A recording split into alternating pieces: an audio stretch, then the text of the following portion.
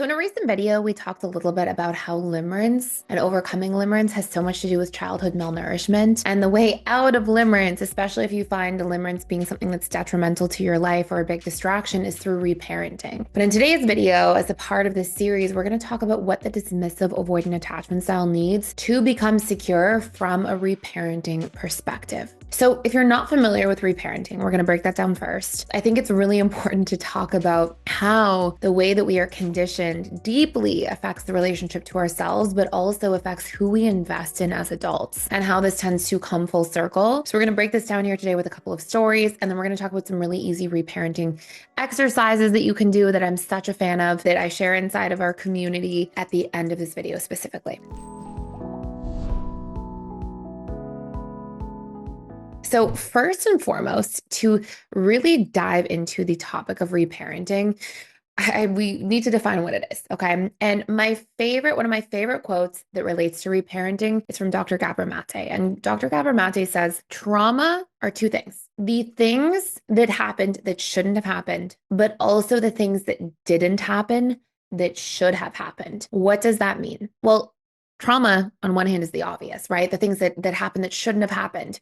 If somebody was in an abusive relationship, right, or had a really unhealthy childhood where somebody was constantly screaming at them, or, these things, those are the obvious, right? The things that happened that shouldn't have happened. In a perfect world, that would not be taking place in a household. But it's also the things that didn't happen that should have happened.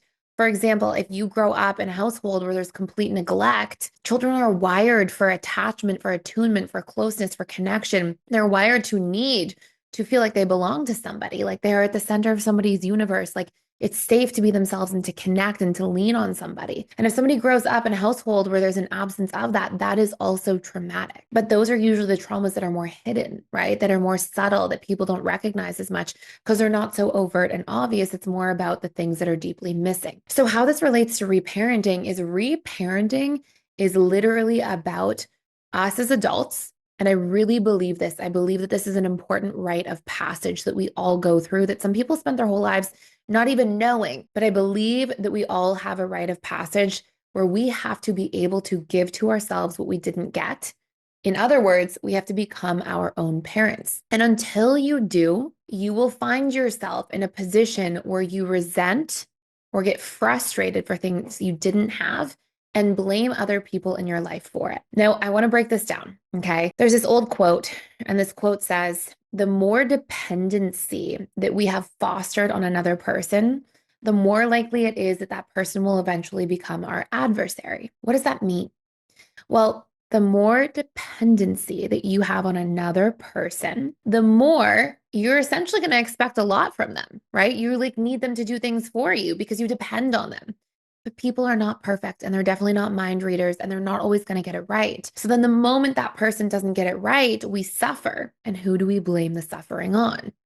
The person we're hyper dependent on. And thus, as a result of that, you're going to find that that person in your mind then becomes your adversary. Now, you see this across all these different places. You see this with a parent and child and how much this pertains to the idea of reparenting. You see this in, a workplace with an employer-employee. You see this between very codependent partners in relationships. That is something that is deeply aligned. Okay, these are things that really have their roots here. So how do we stop that from happening? Well, I think that it's also equally important to recognize that the things in our own personal lives that we struggle with the most because we weren't parented around these things in a healthy way are the very same things that we tend to or try to outsource the most onto others. Let me give you an example. Let's say you're an anxious attachment style, just to make the example very clear. And let's say that you are in a position where you didn't get proper consistency growing up. So you didn't learn to self-soothe. Well, because you're in learned helplessness, you don't have that foundation of knowing how to soothe yourself. Guess what you do? You outsource it onto other people. You're like, everybody should soothe me. My partner should be responsible for how I feel. If you're a fearful avoidant and you had your internal baseline of trust fragmented or fractured, you didn't learn to trust because you didn't see healthy consistency or congruency in your upbringing. Well, then what do? You're like, nobody ever can tell any lie or nobody can ever be incongruent. If the story changes, oh my gosh, it's a violation. And we put a lot of pressure on those things because we are trying to get everybody to be perfect around us to solve for the fact that we don't know how to trust, right? And that was my experience when I was a fearful avoidant. I was like, everybody's story better line up, every detail better line up all the time because I don't want to have to feel like these wounds of trust. Now, as a dismissive avoidant, a lot of dismissive avoidants are like, I need the perfect partner where there's no conflict ever because a lot of dismissive avoidants don't know how to move through conflict. Okay, so how does this all come into reparenting? How does this connect back? Well, we have to learn to self-source in healthy ways, even for dismissive avoidance, the things that we didn't get healthy conditioning around. And that is a huge form of reparenting. So let's go back to this idea that trauma are the things that happened that shouldn't have happened, okay? But also the things that didn't happen that needed to happen, okay? On the one hand, this is kind of more obvious, right? The things that happened that shouldn't have happened. The reparenting process for this is to look at the things that were painful to you and what you made them mean about yourself, okay? Every time we go through a traumatic event or a painful situation, we give meaning to that event about ourselves. So as an example, if a dismissive avoidant growing up was shamed for being vulnerable and expressing their emotions. They were told, oh, don't be such a crybaby. Children should be seen and not heard. Get out of here. We don't have time for this. Don't be such a baby. Like these types of things. A child goes, okay, my emotions are shameful. Thus, because these are an inherent part of myself, I am shameful. I am defective. And I am weak if I show these things. Now, guess what some of the biggest core wounds are that create this dysfunction in a relationship that the dismissive avoidant has with themselves as an adult and thus with other people. These core wounds, these ideas that I'm defective or something's wrong with me or I'm weak if I show too much of my emotion. Okay. And then what happens is as an adaptation to believing, thinking, feeling these things because of their own early conditioning, not because they chose that, not because they raised their hand and said, this is how I'd like to feel for my whole life, because that was literally how they were taught to be conditioned. Okay. Those are the patterns that literally got conditioned into them. Dismissive avoidants go to great lengths as adults to hide themselves, to not be seen, to not really share their emotions, because that's how they've adapted to that conditioning. Okay. Now, the root of rewiring that is to rewire those belief systems. Okay, we're not born with these belief systems. They get fired and wired into us through repetition and emotion over time. It's that firing and wiring, that repetition and emotion that actually create those neural pathways and neural networks. And we have to change the story and do it repeatedly enough that we stop believing that. We have to see how emotions are strong and courageous, or vulnerabilities takes a lot of courage and it connects us instead of gets us shamed and seen as weak, right? So we have to be able to change that narrative within ourselves is a big step towards healing. I have a lot of videos on this channel about that, so I'm not going to go too far into that right now. I'm going to focus on this video on the other form of reparenting, which is giving to ourselves what we didn't get. So I want to take you through this exercise because this is actually going to blow your mind a little bit, I think. I'm hoping that this is like a huge aha moment for you. So I want to start by asking you, okay, and we're going to relate this back to a dismissive avoidant, but this is for anybody watching of any attachment style. I want to start by asking you, what were the biggest unmet needs you had as a child? Okay. And I want to share some examples that pertain to dismissive avoidance. So a lot of dismissive avoidance in their childhood, they felt like they were not attuned to. Okay. They often felt like they were not acknowledged enough or appreciated. A lot of dismissive avoidants feel like they, growing up, did not feel seen or heard or understood. And I want you to just make a note of whatever comes to mind for you. Like, think of things that you were yearning for as a child, things that you needed, that you really wanted, that you just felt like you couldn't get access to. And try to notice what those things were. What were those themes and parallels? A lot of dismissive avoidants feel like they weren't accepted for who they are. They didn't feel this totality of acceptance. They didn't feel empathized with growing up, right? It was like the opposite. Like, no, you're not allowed to have emotions, rather than, hey, what's going on? Well, I can tell that you're off. How can I be there for you, right? So they didn't feel supported, accepted, empathized with. I mean, those are some really big ones. And try to notice, okay, what comes to mind, and just write, whatever you felt like was missing. Now, the second question I have for you is, from 1 to 10, how good are you as an adult at giving those things to yourself? Okay. And usually what you'll see is that you score extremely low. If you weren't conditioned, you weren't modeled these attachment behaviors growing up, how are you supposed to know them? Your whole set of conditioning, in other words, conditions that have programmed you as a person, all of these conditions are going to be things where you're like, wait, like what's going on here? What's the source of this? You may find yourself in a position where you don't actually know how to give these things to yourself at all. And let's look at a dismissive avoidant. I mean, how good is a dismissive avoidant at empathizing with themselves from 1 to 10, right? Like usually very, very low. They're too busy shaming their own emotions because their emotions were shamed. If you look at this next layer of it, how good are you at making yourself feel seen or heard or understood? Probably not much at all. You're not very present with yourself usually, right? And again, to no fault of your own, this is just the way it works. We get conditioned, we take this conditioning, and it becomes the relationship to ourselves. We internalize the conditions of our environment, and they form the relationship we have to ourselves as adults. If you look at the feeling of acceptance, or the need being met for acceptance, from 1 to 10, how good are you at accepting yourself as a dismissive avoidant? And what you'll usually see is that that's not very high. And so then, as a dismissive avoidant, going into relationships, and here's something that is also like just so important to know.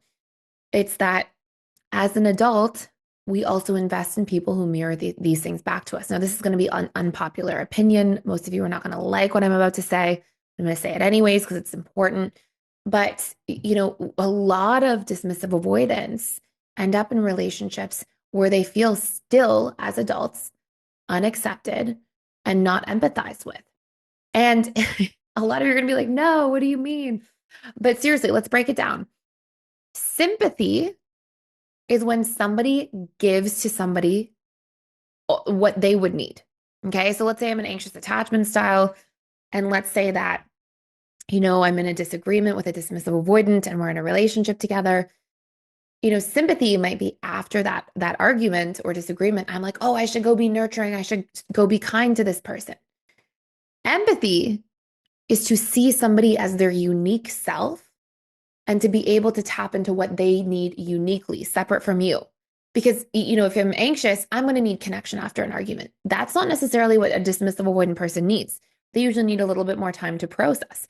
Now, that doesn't mean that should be at the expense of your needs. It doesn't mean like just empathize and only do what the dismissive avoidant wants. No, the point that I'm trying to make here is that a lot of times dismissive avoidants are misunderstood in their relationships. They definitely feel that. Part of it is because if you trace it backwards, they don't understand their own emotions because nobody was teaching them about them or present. They don't understand their own needs, except their needs related to self-numbing and trying to regulate themselves with like creature comforts because nobody made them feel understood as a child. So we have this thread. We have you get conditioned, it becomes the relationship to yourself, and then you find yourself as an adult going through the same cycles and the same patterns over and over again. Okay. You see this just like happening over and over. And a lot of times, dismissive avoidants have very sympathetic, very loving partners that do their absolute best. But there's this co-creation happening of, well, a dismissive avoidant doesn't know how to articulate their needs. So then their partner just sympathizes and just says, okay, well, I guess I have to fill in the blanks. I'm going to give you what I would need. But that's not making the dismissive avoidant feel empathized with as their own unique person in terms of need in their situation. Okay. We have the other thing, not accepted. I mean, dismissive avoidants really don't take well to criticism. And a lot of times in relationships, they enter into relationships with individuals who hold in their own needs from their own place of codependency, whether it's fearful avoidance, dismissive, or fearful avoidance, anxious attachment styles. And then when they finally do express their needs, it often comes out in a critical format because they've been holding them in. And because the dismissive avoidance conditioning is that they don't even know how to meet their own needs, let alone somebody else's needs. And so then it's like this recipe to get criticized. So what happens, and what I'm trying to show you is that how you get conditioned, okay? In other words, the conditions of your environment that are repeated enough that elicit an emotional response are very likely to be the way that you treat yourself. And then very likely to be the recurring patterns you see in your relationships as an adult happening over and over again. And you usually don't realize that this is happening because the external figures in the relationship seem to change. Okay. So you don't realize that, wait, I feel this same revolving theme over and over again of feeling shamed, of feeling like I'm misunderstood, of feeling like I'm not being empathized with. You don't realize that this theme has been replaying on repeat your entire life because at home it was with family members, and then it was, when you're on your own as an adult, and then it was with these, the partner that you had, and then the other partner you had. And because the characters change and the themes and external events change, you don't realize your life is on repeat internally. Okay. Now it's not so cut and dry. It's not like your life is totally just only ever on repeat, because there's a lot of things that recondition us over time just by proxy, right? By what we're exposed to on a regular basis. But it is so important to recognize that the things that you didn't get as a child are going to be things you don't know how to meet in yourself as an adult. And they're going to be the partners that you attract in those same types of patterns in your relationships going forward. And the reason for this ultimately is that your conscious mind can say all kinds of things. It can say, I want the perfect partner. I want the partner who does A, B, C, D, E. You can consciously want all these things, but unless they're a part of your subconscious zone of familiarity, you're going to keep picking people who are what are familiar to you. Okay. Your subconscious mind is responsible for 95 to 97% of all of your beliefs, thoughts, emotions, actions. Your conscious mind is responsible for 3 to 5%. And your subconscious mind ultimately is survival wired. It wants what's familiar. It equates familiarity to safety and thus survival. And it's going to keep picking familiar things and people. And so in this particular case, what you're going to find is your subconscious mind is like, well, what's the most familiar? Oh, it's my childhood. It's the way I treat myself as an adult. And thus I am going to choose that. So even if we see red flags or things that we're not happy with, we may find ourselves going back into those same repeat themes over and over again. So what we have to be able to do here is, I want you to imagine you drew a column down your page, like all the needs that were unmet from childhood, from 1 to 10, how good you are at meeting those things in the relationship to yourself as an adult.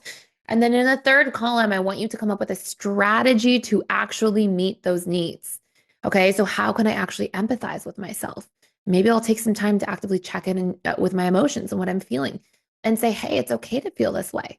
It's normal to have emotions. I'm a human being. Reframe the way I'm thinking about my emotions instead of just shaming them. Maybe it's sitting down and being able to say, okay, I need to feel a sense of acknowledgement in my life. Let me start acknowledging myself, my own wins, the things that I'm showing up for. Maybe you find yourself in a position where you're like, oh, I really needed attunement growing up. I don't feel like I'm getting attuned to. Okay, I'm going to start attuning to myself through a daily meditation, checking what's going on inside of my body. Maybe you're finding yourself needing to be accepted instead of shamed.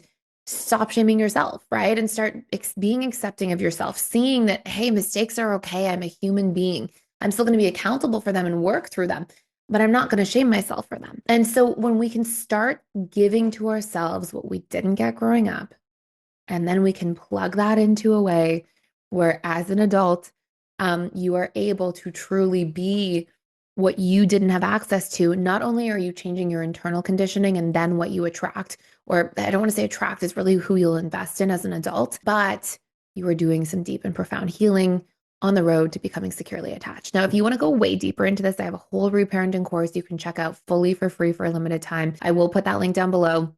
It goes really in depth. And there's exercises in a workbook. You can actually use the link down below and spin to win, where you may even be able to win a whole free membership, which gives you access to that course, or just a 7 or 14-day membership plus a free course for life. There's different things that you can do there, but no matter what, when you go into your dashboard, just type in reparenting and that course will come up and you'll have full free access to it. Whether it's for 7 days, 14 days, a full free membership, you will get to see below. So that's it for today. I hope you enjoyed this video. Please subscribe so you don't miss the other videos in this series. Share this with somebody who might benefit. And thank you so much for watching.